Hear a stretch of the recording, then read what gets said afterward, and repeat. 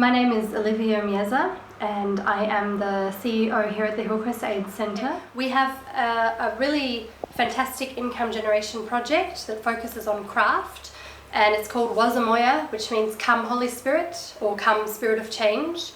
And this is a great project because it's self-sustainable. So in other words, the money that it makes from selling crafts and arts and jewellery is enough to pay for all of the expenses of the project. It's enough to pay all of the crafters and the beaders, pay the full-time staff, pay the overhead costs of running that project.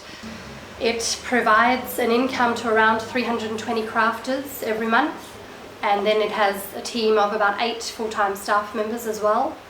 And it's really about taking people who are living with HIV and are on ARVs and they need to be eating every day with their medication. It's about giving them the skills to be able to generate an income for themselves. So training them up as a beader or in wire work, pottery, crocheting, sewing, knitting, whatever it may be, and then enabling them to generate their own income. The crafters feel so proud of the works that they've produced. They feel so proud knowing that those pieces of jewellery go all over the world. They go to Holland, they go to Australia, they go to the UK, and it all starts here with a crafter.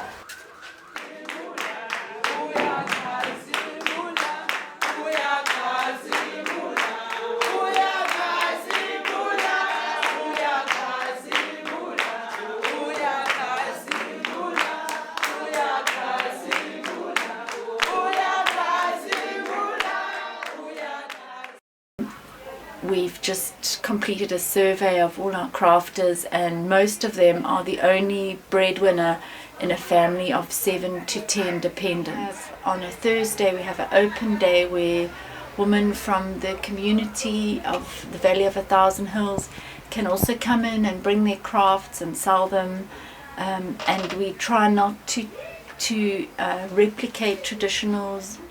Those are brought in by the Thursday crafters. We try and generate new ideas because we have trained up 160 crafters. I love working with the crafters and just seeing how they blossom, and also how they get a lot of support from one another. Women have come in here really in a very bad space. If you think that they've come in here as a last resort, they've got absolutely nothing. And they come in here and there's like a glimmer of hope for them and for their families. Some will travel 100 kilometers. I've had some people even more than that. We had people who would be carried from the taxi into the centre because they would not miss a day, as sick as they were. Having a place to come every week was very, very important because that gave them, I am needed, I belong to a community, I belong to Wazamoya.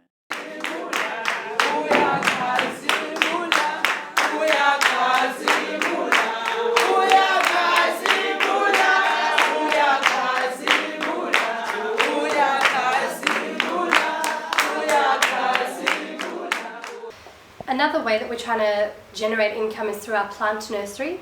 I work as the horticulture manager. The people that we help are normally referred to us by, it's either the education department who refer schools to us. We have spinach, cabbage, and potatoes, and onion. And it's also the grannies, the granny groups, she refers the groups to us, and then we go out to them and we monitor the piece of area that they want to farm, and then that's when we come in and assist with fencing the area, and then we give them trainings. But we also supply them with vegetable seedlings, compost. We also make pots for plants. We also grow our own seedlings, vegetable seedlings, and our plants that we sell here, we grow them ourselves. And we also have our own compost that we make and sell to the public. And we've also got miniature plants that are like cactus that we also sell to the public. So we do quite a variety of things. So the final way in which we're responding to the HIV pandemic is through community outreach. So we've got 36 granny support groups that are spread over 5 different communities, and altogether there's around 2,000 grannies who are involved in this project. And they are support groups that come together, they meet regularly, they pray together, they share their challenges, they share their joys.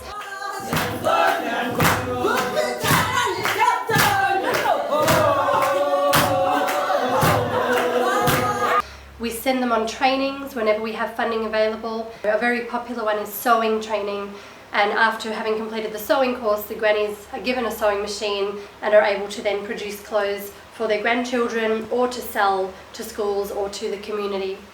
These grannies have had immense loss in their lives. They've lost their children to AIDS and other reasons, and they're caring for orphaned grandchildren. Some of those grandchildren are infected with HIV and are not well.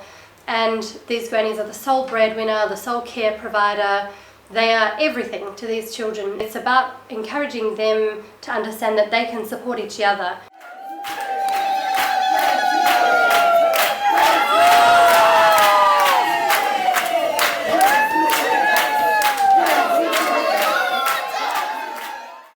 They are functioning as support groups on their own and providing love, providing support, providing encouragement to each other, and transferring skills as well. We also have a chicken and egg project, which is an extension on our gardening project. We're helping grannies and other community members to raise up little baby chickens to be adults, and then they sell them for food. And then they're also having some layer hens that are producing eggs, and they're able to eat the eggs and also to sell them to the community. You know what I like the most about my job? Because especially when it comes to counseling, I used to see people that are coming here in tears. And then when you do counseling, you just sit down, you listen. So I don't want to see any other, even one person who will just go out through the gate in tears. It's up to us as counselors to bring hope to those people. It's unconditional love. That is the most powerful because we always practice unconditional love to all our clients. Yeah. We're also working on HIV prevention. It's really important that we get to our young people before it's too late, before they're sexually active, before they're at risk of contracting HIV. So to that end, we're working in primary schools where we're implementing what's called a life skills program. And it's really about teaching young children the skills they need to survive in life. It sounds very basic, but it's something that hasn't been provided here because of the impact of apartheid and the Bantu education. That's really the kinds of things that our life skills program covers. My name is Musangiti, the principal of Ugusawabasha Primary School. We have a partnership with Hillcrest Aid Center. It is a no-fee school. The parents do not pay any school fee. And most of the learners are affected or infected by the pandemic disease, HIV and AIDS. As a school, we have a challenge, a broader challenge, not only to specify the educational issue. We also have to get the counseling skills. So that is what Hillcrest Aid Center do for the school.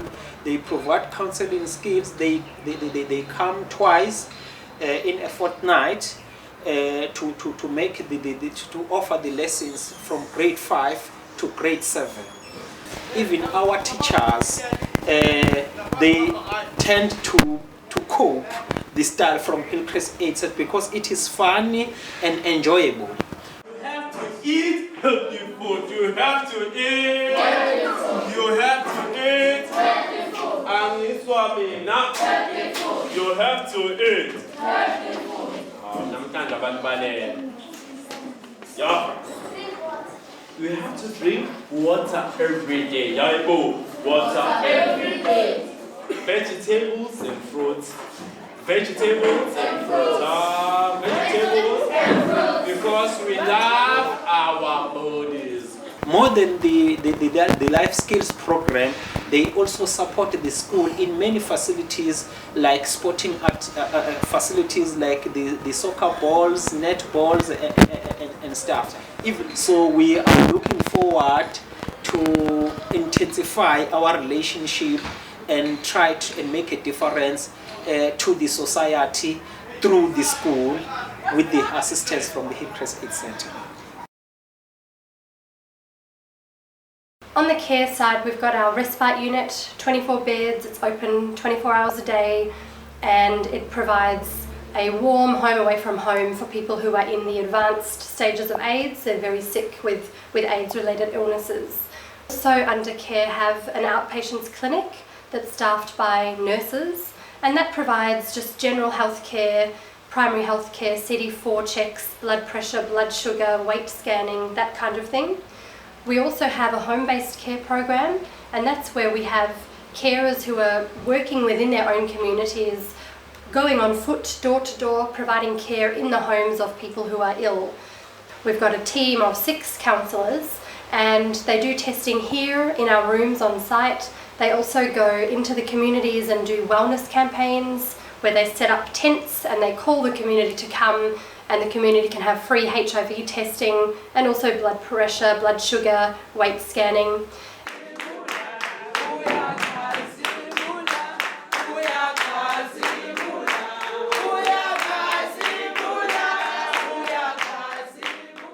If the patient has nobody who's looking after that person and is very sick, nobody's gonna cook for that person, nobody's gonna change that person if he's dirty.